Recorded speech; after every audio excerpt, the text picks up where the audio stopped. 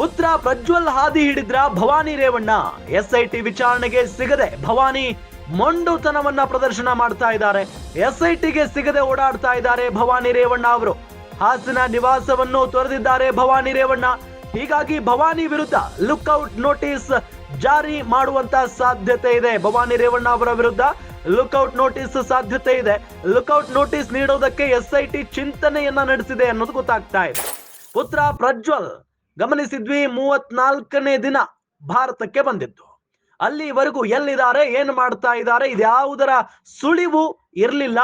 ಆದ್ರೆ ಯಾವಾಗ ದೇವೇಗೌಡರು ಅವರಿಗೆ ಎಚ್ಚರಿಕೆಯನ್ನ ಕೊಟ್ಟರು, ಅದಾದ ನಂತರ ಒಂದು ವಿಡಿಯೋ ಮಾಡ್ತಾರೆ. ಮೇ 31ಕ್ಕೆ ಭಾರತಕ್ಕೆ ಬರ್ತೀನಿ ಅಂತ ಹೇಳ್ತಾರೆ. ಅದೇ ರೀತಿಯಾಗಿ ಬಂದು ಈಗ ಶರಣಾಗಿದ್ದಾರೆ. ಆದ್ರೆ ಇತ್ತ ಭವಾನಿ ರೇವಣ್ಣ ಅವರು ಮಾತ್ರ ಪುತ್ರ ಪ್ರಜ್ವಲ್ ಹಾದಿಯನ್ನೇ ಹಿಡಿದಿದ್ದಾರೆ ಅನ್ನೋದು ಬಹಳ ಸ್ಪಷ್ಟವಾಗಿ ಗೊತ್ತಾಗ್ತಾ ಇದೆ. ಯಾಕೆ ಅಂತ ಹೇಳಿದ್ರೆ ಭವಾನಿ ರೇವಣ್ಣ ಅವರು ಕಾಣಿಸ್ತಾನೆ ಇಲ್ಲ. ಎಸ್ಐಟಿ ವಿಚಾರಣೆಗೆ ಹಾಜರಾಗಬೇಕು ಅಂತ ಹೇಳಿದ್ರು ಕೂಡ ಭವಾನಿ ಅವರು ಮೊಂಡುತನ ಪ್ರದರ್ಶನ ಮಾಡ್ತಾ ಇದ್ದಾರೆ. ಎಲ್ಲಿದ್ದಾರೆ, ಏನ್ ಮಾಡ್ತಾ ಇದ್ದಾರೆ ಅನ್ನೋದು ಯಾರಿಗೂ ಕೂಡ ಗೊತ್ತಾಗ್ತಾ ಇಲ್ಲ. ಎಸ್ಐಟಿಗೆ ಸಿಗದೆ, ಜೊತೆಗೆ ಫ್ಯಾಮಿಲಿಗೂ ಸಿಗದೆ, ಕಾಂಟ್ಯಾಕ್ಟ್ ನಲ್ಲಿ ಇರದೆ ಎಲ್ಲೆಲ್ಲೋ ಓಡಾಡ್ತಾ ಇದ್ದಾರೆ ಅನ್ನೋದು ಗೊತ್ತಾಗ್ತಾ ಇರುವಂತ ವಿಚಾರ. ಹಾಸನ ನಿವಾಸವನ್ನು ತೊರೆದಿದ್ದಾರೆ ಭವಾನಿ ರೇವಣ್ಣ.